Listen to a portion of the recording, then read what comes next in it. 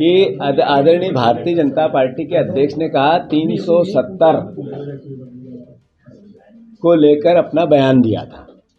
मैं बीजेपी के कार्यकर्ताओं से भी अनुरोध करता हूं और हमारा भी दायित्व है कि हम किसी बूथ पे अगर 370 लोग कर्जदार नहीं हो तो भारतीय जनता पार्टी और बीजेपी के नेता बताएं, किसी बूथ पर 370 बेरोजगार नहीं मिले तो बीजेपी और भारतीय जनता पार्टी बताए, किसी बूथ पर 370 का 10% 37 लोग पूरे 10 साल में कोविड में या आत्महत्या में या किसी भी तरह की सरकार की यातनाओं से घटित कोई मौत नहीं हुई हो। मध्य प्रदेश में जैसा लगातार अब की बार 400 पार का नारा बीजेपी लगाने की कोशिश करती है, ये संकट है आपके लोकतंत्र पे।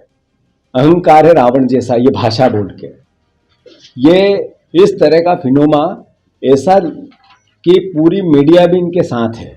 क्यों? इसलिए कि मीडिया का रेवेन्यू मॉडल सरकार पे डिपेंडेंट हो गया है, जकड़ गया है, जिससे लोकतंत्र बचाने वाली मीडिया लोकतंत्र अब खतरे में हो वो भी नहीं बता पा रही है। तो मैं आप सबसे अनुरोध, देशवासियों से अनुरोध करना चाहता हूं, कई चैनलों में मेरी बात ये नहीं आएगी जो मैं बोल रहा हूं, पर मेरे खुद के ट्विटर अकाउंट पे ये बात आएगी जो मैं बोल रहा हूं। तो मैं फिर से एक बार देशवासियों से, प्रदेशवासियों से अनुरोध करता हूं, काला धन लाने वाली बीजेपी ने, देश में हर व्यक्ति को 15-15 लाख देने वाले नरेंद्र मोदी ने काला धन पूरे देश से अपनी भारतीय जनता पार्टी में डलवाया है। उसका जीता जागता उदाहरण है कि जिन कंपनियों पर रेड डली ईडी की और सीबीआई की, उन सब ने चंदा दिया बीजेपी को।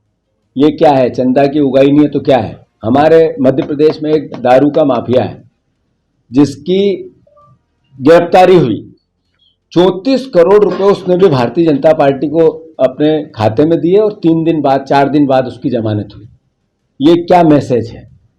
ये मैसेज है कि काले धन की लूट, चंदे की लूट एजेंसी बन गई हमारी भारत की व्यवस्था, ये चंदा उगवाने में, और ये नरेंद्र मोदी जी के राज में हुआ है। करोड़ों अरबों रुपए काला धन जिसमें रखा हुआ है, और उस सूची के आधार पे काले धन को जिनका भी होगा उनको जेल की सलाखों के पीछे भेजूंगा और सबके खातों में 15-15 लाख डालूंगा। स्विस बैंक की सूची नहीं आई, एसबीआई की सूची आ गई। एसबीआई की सूची में काला धन भारतीय जनता पार्टी के खातों में दिखा।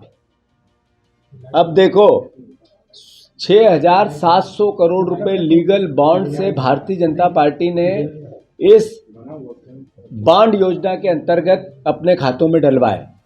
जो काला धन अलग से लिया वो इससे 100 गुना ज्यादा होगा, क्योंकि जितनी खरीद फरोख्त हो रही है, 500 से ज्यादा विधायक इधर उधर हुए पूरे देश में इस 10-15 साल, 10-12 साल, 10 साल में, और बीजेपी के पक्ष में 90% चले गए। सांसद चुने हुए इधर उधर हुए, वो बीजेपी के पक्ष में चले गए। और आप सब ने बताया कि पैसे बगैर कुछ नहीं होता है, लेन देन बगैर कुछ नहीं होता है। तो मैं मानता हूं कि नरेंद्र मोदी जी, 20 कंपनियां ऐसी निकली जिन पे ईडी और सीबीआई, 21 कंपनियां जिन्होंने ईडी और सीबीआई के छापे डले, उनने भारतीय जनता पार्टी को बॉन्ड खरीदी में चंदा दिया। मतलब उधर रेट डल रही थी, उसके आसपास इधर उनके चंदे में कोविड यातनाओं की पराकाष्ठा थी।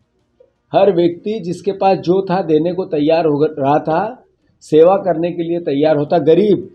गरीब से गरीब भी अपना सब कुछ लुटाने में लगा था।